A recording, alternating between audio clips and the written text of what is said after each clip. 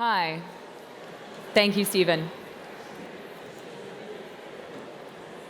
I'm sure you have heard some amazing reasons as to how we get the next 10 years right. And if you look back in 1 week and you only remember one of them, I really hope that it can be this. We must ensure that great stories get told. I want you to raise your hands if you've heard of Yuval Noah Harari or read any of his books. 3 years ago, I was desperately trying to find something good to read when I stumbled upon my father's copy of *Sapiens*. Peeling through the pages of the first few chapters, I uncovered one fact that completely changed the way I valued my role as a filmmaker. The human brain is wired for stories. Psychoanalysts have discovered that when we watch movies, our brains, to a remarkable degree, become synchronized. Thus, the films that we make are not just for entertainment. They are a fundamental part of our human existence because they inspire belief. Thus, in a world where we are becoming more and more divided, cinema has the immense power to bring us together again. It is no wonder that content spend across the major streaming platforms was $120 billion last year. Yet 90% of independent films did not receive any kind of financing. There is one persistent challenge in the financing of films, and that is audience engagement. Our inability to predict fragmented audiences has stifled our diversity, and it has resulted in formulaic narratives.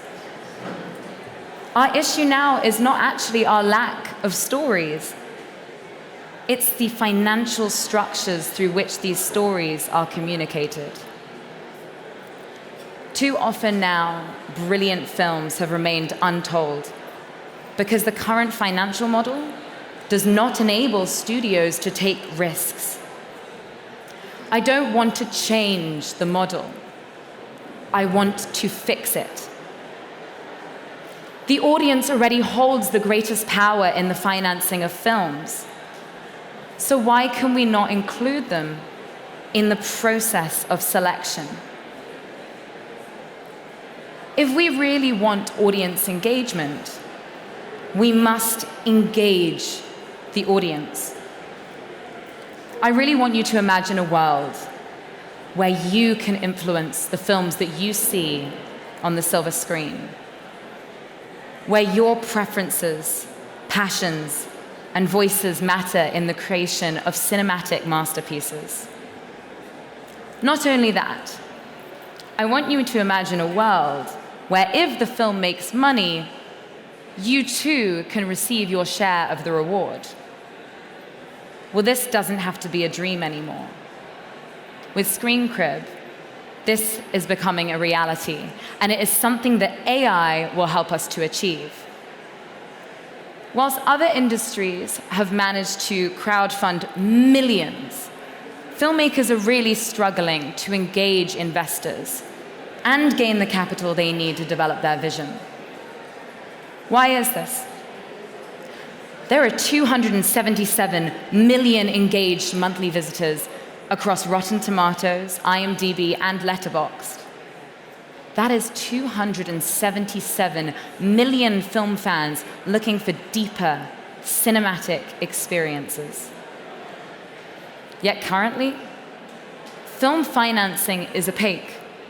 And that's not just for the investors. To be honest, it's for the filmmakers too. We like to call it movie magic, but increasingly so, even the magicians don't really know what's going on. And honestly, who's to blame them? We got involved in the creative industry, not investment banking. Our lack of agency coupled with a limited backing from studios, has resulted in a terrifying financial failure for the independent film sector. Thus, integrating AI into a real investment engine has the ability to transform the film financing experience.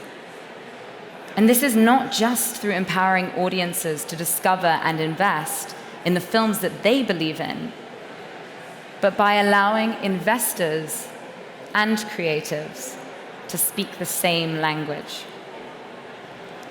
AI can reduce time to optimize budgets, improve distribution, but most importantly, it can enable audiences to once again be an engaged part of the movie-going experience.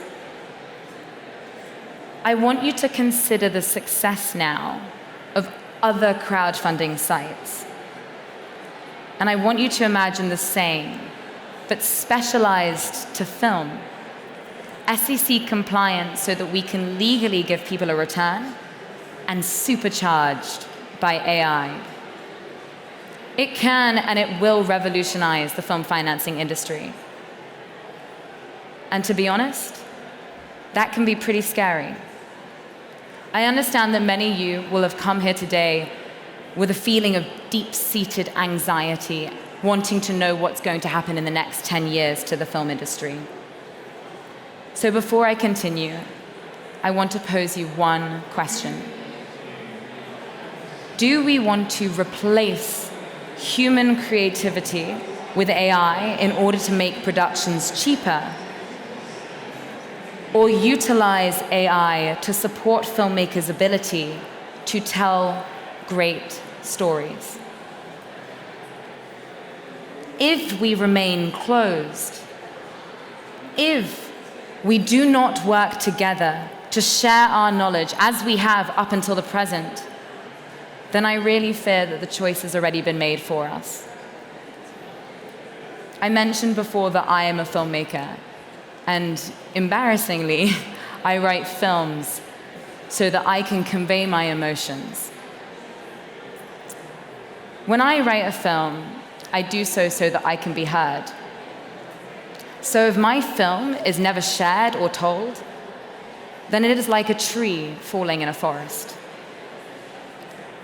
It is one of the many reasons that I connected with Sasha Nathwani, who is the amazing director of The Last Swim, which is a film we're actually going to be financing for on our platform on Friday. Sasha wrote this film to explore that when unpredictable things happen in life, we can either master the change or we can allow it to master us. It is a message that not only spoke to me and my beliefs, but it is one that enabled and made me feel like it was highly relevant today. He is a talented and sensitive director, and his vision is entirely his. However, through using Screencrib, directors like Sasha can find audiences to connect with, enable them to understand film financing, and also manage his investors so that he can sustain them for his future productions. I'm excited to provide a platform for Sasha, and I hope that one day, if I ever finish writing my own films, I'll be able to see them up there too. A new, decentralized system has the power to connect people through human beliefs and provide a thriving ecosystem for film. It is one that will result in a diversified, simplified, and engaged film landscape. It is one where independent cinema will no longer be silenced by a fear of financing. If embracing this exciting financial future can preserve the nature of what makes us human, it will enable us to ensure that great stories get told. I really want to thank CogX for allowing me to have these 10 minutes, and for Stephen for introducing me. If anyone wants to ask any questions, I'd be happy to answer them. Thank you.